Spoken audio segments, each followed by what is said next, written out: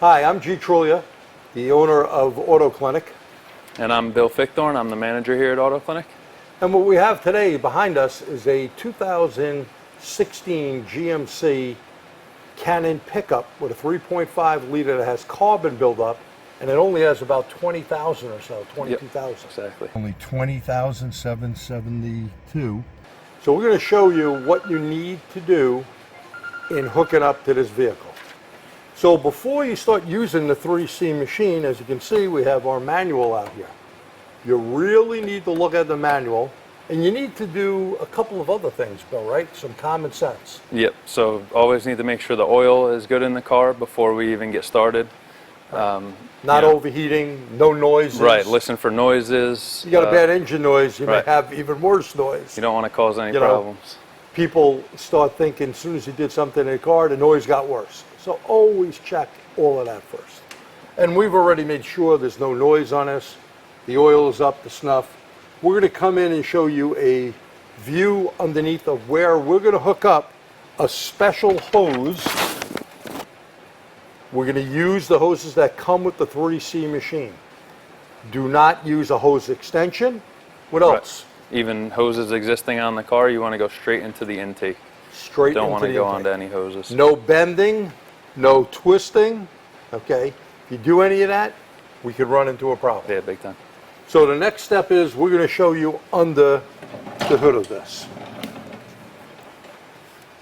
Okay, so now Bill's underneath here. He's going to lift up the cover. And this one's a real odd setup. If you've never worked on one of these, this whole cover that he's pulling up has to go on a special way to hook right up to the mass airflow sensor.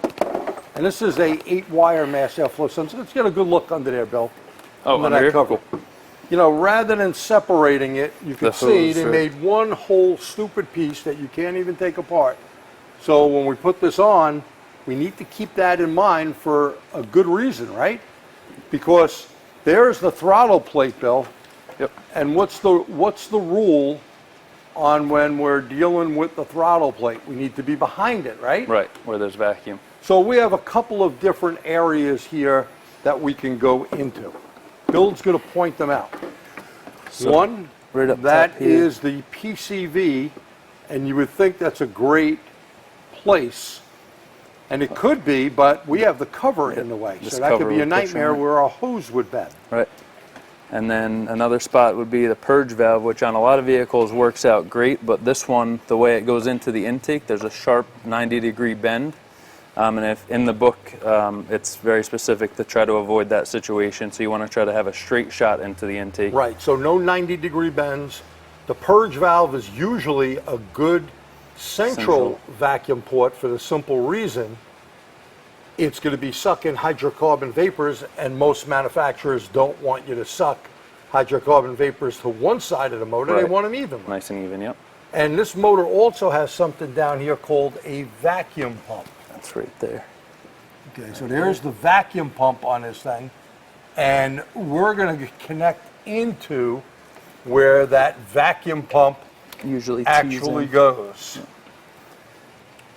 Okay, so we have the hose in there. It's going to be a straight shot, and that's where we're going to hook up the 3C machine. All right. Okay, so we have that hose in there. We want to make sure we are not going to leave, obviously, the mass airflow sensor disconnected. Never leave that disconnected because it's a load device that is going to control fuel, right? So any MAP or mass air must always remain connected. You want to go to a centralized port. Now on this, it looks like we're more on the right side, but this particular manifold is odd. That tube, we went in with a video scope prior to this, and it goes centrally into the motor, just like the PCV. If Bill, point that PCV again. Yep. The PCV is on that same side, does the same thing. Yep. It's an open face plenum. Yep. We checked the vacuum source. We made sure we had high vacuum at that port. This is something, take out your vacuum gauge, make sure you have good vacuum. If you don't have over 17 inches of vacuum, do not use that particular port. Try to find one with better. Yeah. All right, so our next step now is Bill's going to be putting this pain in the neck cover bag on. And again, you're going to have to do this, you know, if you're working on one of these. I mean, we've done a whole array of different vehicles. The Land Rover was a little hairy.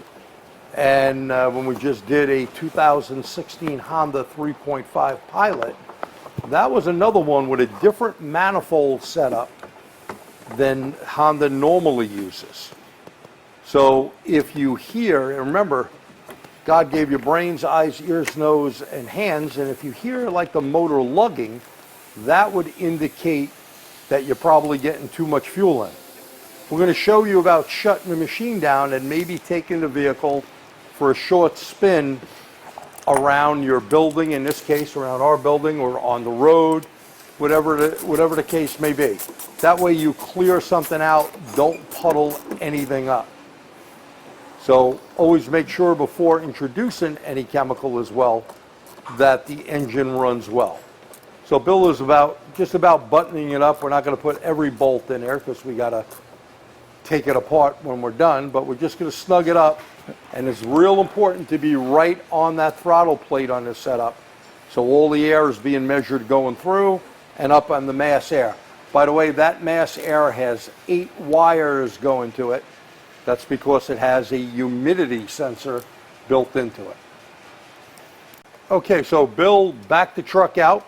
I took out the 3C machine, and let's go over a couple of things on the 3C machine before you start. Number one, you know, make sure everything is in good order, that your wires are not going to get tangled into anything. We're going to be hooking them up to the battery. Our hose set up here, this has to be in good shape, good order. This has to be put on the motor somewhere so we can actually tell if there's a problem with idling. And we have the appropriate hose already on. So our next step is going to be connecting this. So the end of it here is going to just go into that special fitting that we put on. And so that special fitting he's talking about the is the hose. Yep, can you see that there? So here's this hose. He's going right into it. It's a nice tight fit. Remember, safety first. If you're going to run any chemical, we got no chemical in it yet, so no glasses, safety glasses are on. But we would recommend that you use safety glasses. Your next step, Bill, you have that into the hose. Yep, we need to find a good place on the engine to hook the clamp.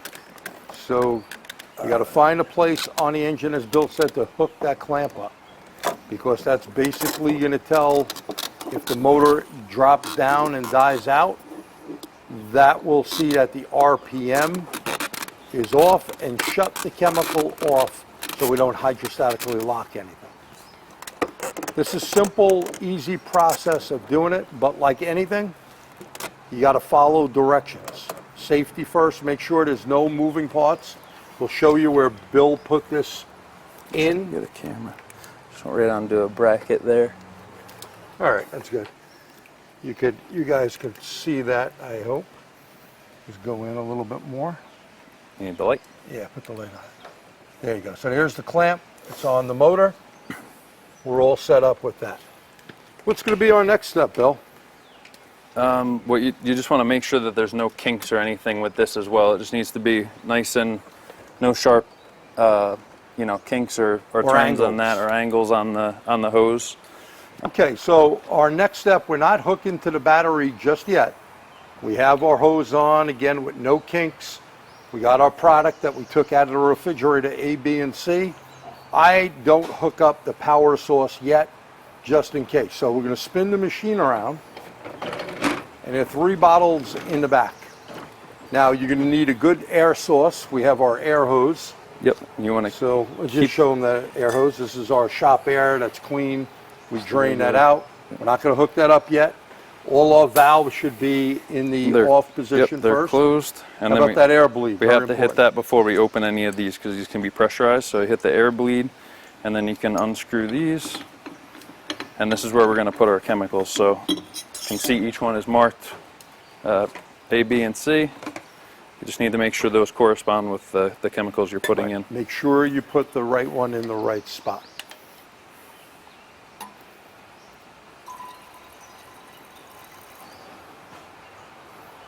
So as he's pouring that in,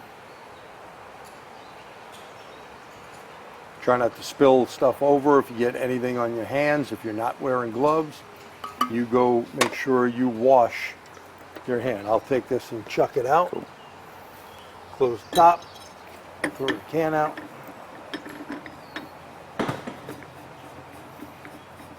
Spin the bottle back on tight. And those just get tightened by hand, just so the labels face out. King Kong it just by hand. And now we're going to go with the B chemical.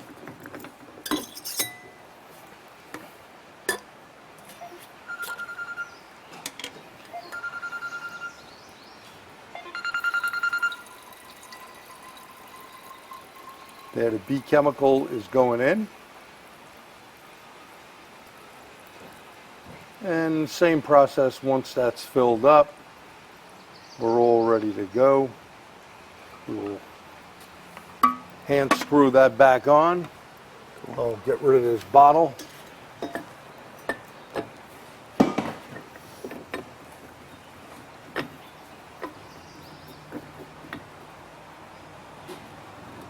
And now we're down to our last one, C. And once you do this a few times, it's really not that hard. We have a apprentice here, Michael, and you could even trust him to do this.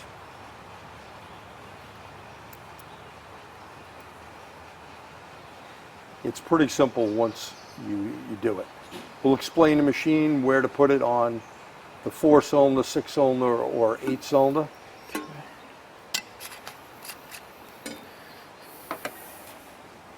Bottle's going to get screwed on.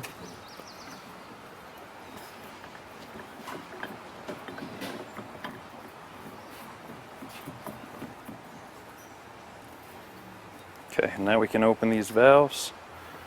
So now all the valves go in the open position. You can see those little valves again are straight up. Okay, now we're going to hook the air up.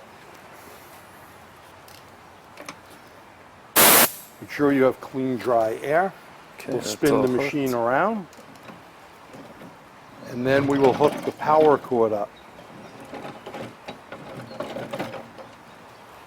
Okay. Okay, so hooking the power cord up, go to a good power source. In this case, we're going positive and negative of the battery.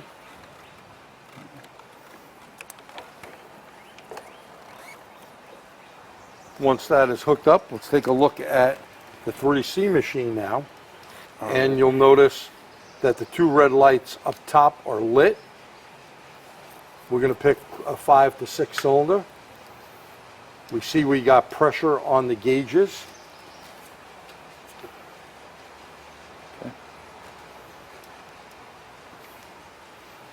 And then we're going to need to connect our scan tool as well into the vehicle. We're going to get our e-scan and go in.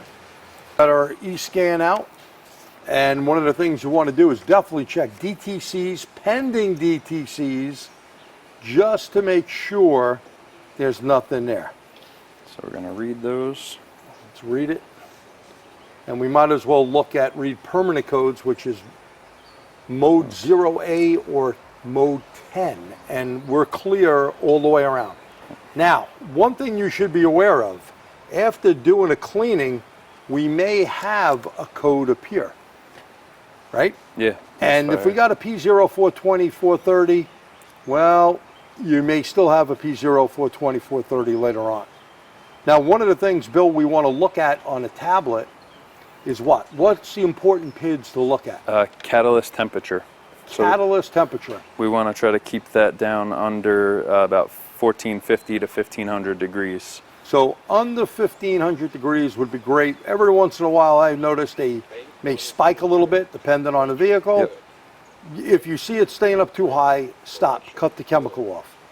You know, over here on the machine to cut the chemical off is that red emergency button that says stop on it. That's the emergency button to hit if you need to.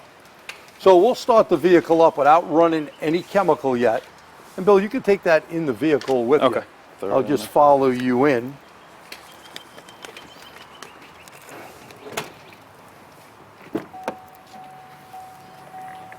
Hot day out here in New York. And phones ringing or cars or any noise, it's going to be what it's going to be because the mileage on this 2016 is only 20,772. Okay. Okay. So we just have to. So Bill's going to select different PIDs from the PID list. Just need Remember that catalyst temperature is going to be important. We want to make sure that we don't go over that 1500 degrees Fahrenheit. Bank 1 fuel trim. If it does go over 1500, Bank 2 the cat temperature gets too high, shut the engine off and restart it.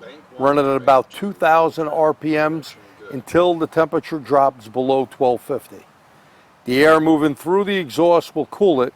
This usually occurs in about 2 to 3 minutes, so try to remember that. Now restart the 3C machine, finish the cleaning, and remember that you have the 3C in progress. We also have hold the throttle so the engine is revving between 2700 and 3300 during the cleaning process. So we're going to start this thing up, and I guess we'll start the machine, which I need to go.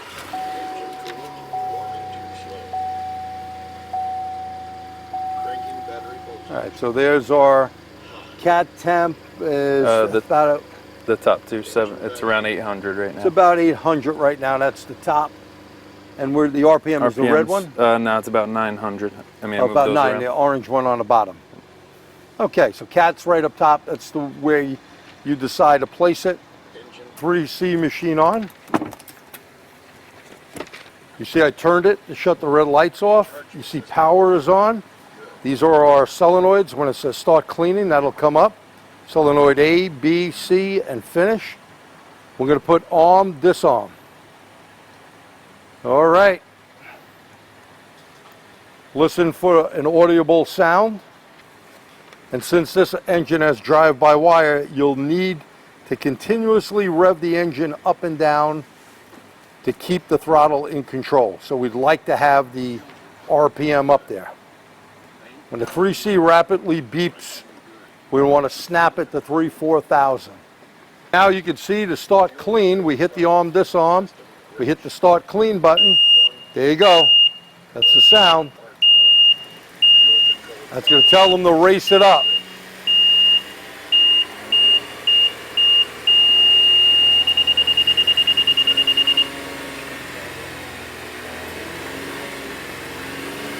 Solenoid will be going on and off. Smoke coming out of the back.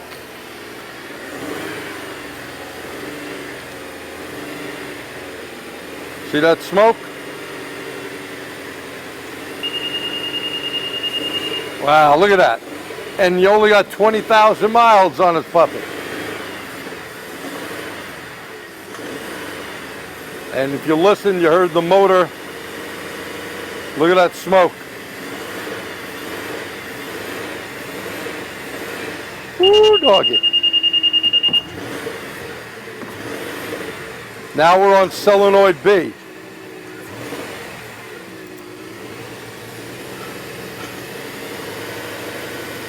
A lot of smoke.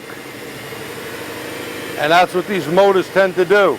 Remember to always listen to the motor. And remember, he's racing it up when he hears that noise. Between 3 to 4 grand. If you lose that throttle control, just shut the engine off, restart. So we're still on B.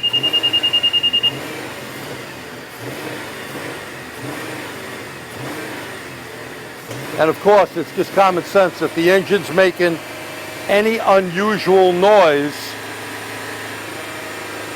you need to shut it down. Shut the cleaning with the red button right there. And then shut the motor down. Usually takes somewhere about 15 minutes.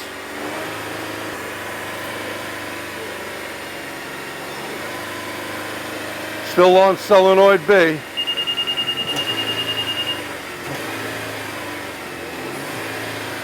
can see our pressures, about 40, 45.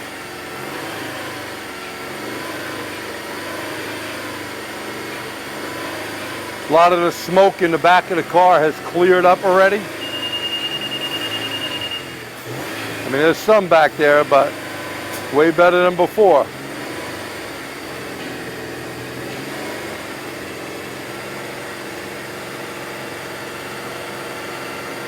Let's go look at the cat temperature.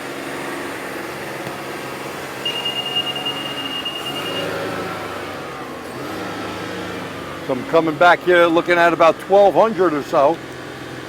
1298, 1258 rather. And again, we want to stay under that 1500, about 1550 or so in that range. You know, another thing to remember is, you know, on most of the cars you're going to deal with in your shop, I mean, if you deal with Ferraris, Lamborghinis, and stuff like that, you know, probably not a good idea unless you really know the motor, if you're going to use it or not. It's a good idea to stay away from that. And you can hear that little bit of clunging and clinging there, but a lot of chemical is coming out. And our cat's staying pretty consistent.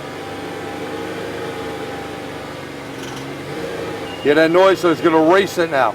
And remember, electronic throttle, sometimes a little bit of a bear. To get it up, you got to snap it quick. And if you're not comfortable about an engine that you may be working on, you know, we're going to use this on, well, then you shouldn't do it. I mean, you could call ATS tech support, or like we do, when in doubt, we just shut the machine down, run it a little bit, shut it down, drive the vehicle around. Seems to work out. Because there's always something out there that you're going to run into, right, Bill? Definitely. Different plenums. Yeah. So we're staying pretty consistent here. And again, it'll take about 15 minutes. I'll go back to the machine. Okay, now back at the machine.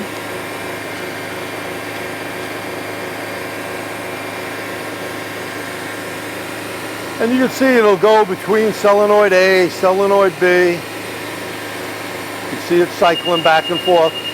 Again, what's that mean? When you hear the beeping, give it a snap, and you can hear Bill snapping it.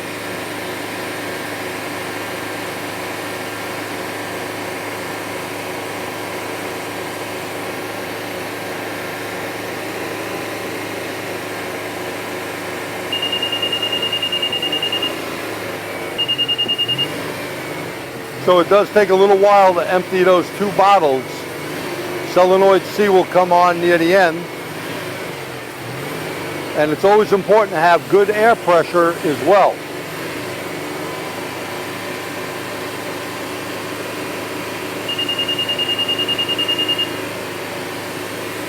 You know, there's over, I think, 5,000 engines out there. When in doubt, if you do get a vehicle, well, you know, call ATS. That's what they're there for.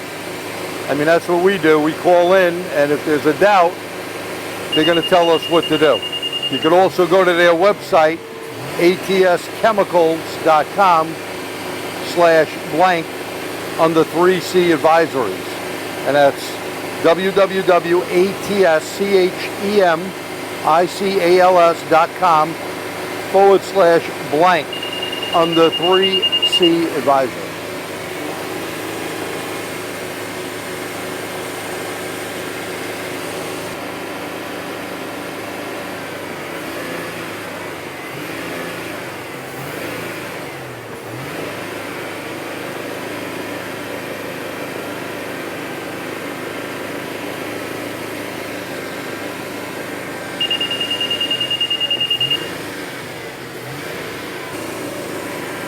Notice that C is going on. That is the washing chemical, the last stage in the process. Same thing, you hear the loud beeping that Bill could hear in the vehicle, no problem. No smoke coming out of the back anymore.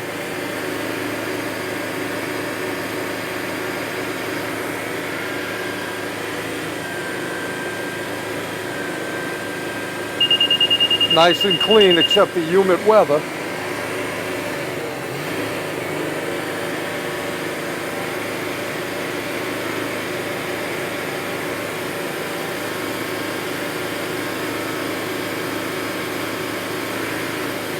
So again, a pretty damn simple process.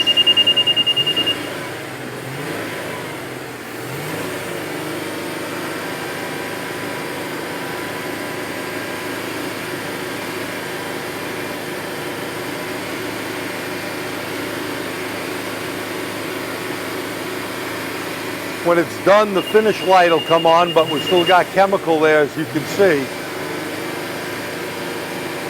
Also, read through your manual. There is directions on maintaining the tip. There is a service kit that you can use on the machine to make sure the bottles and the tubes are clean, the tip is clean, and always make sure the hoses, those clear hoses that are on the bottom,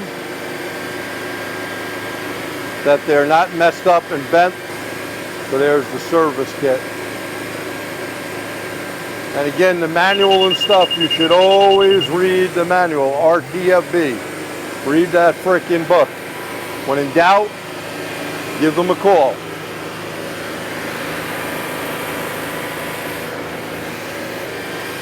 And there's the ATS manual again. Now you see we went to the finish.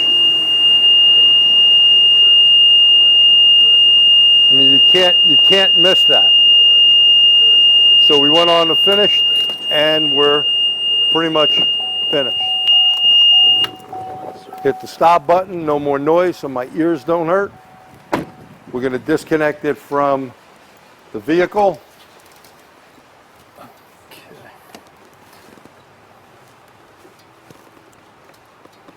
I'm going to shut the bottles off, right? Yep, we can kill those. So we're taking that all up. Show you all that right there. So we have that all off. We're going to shut the bottles, then hit the air bleed. Never, ever, ever unscrew the bottle without making sure, number one, the air is taken off. Hit the air bleed, because there's pressure in them. Yep, that's all residual. And you don't want to get a shower if there's any residual left in the bottle.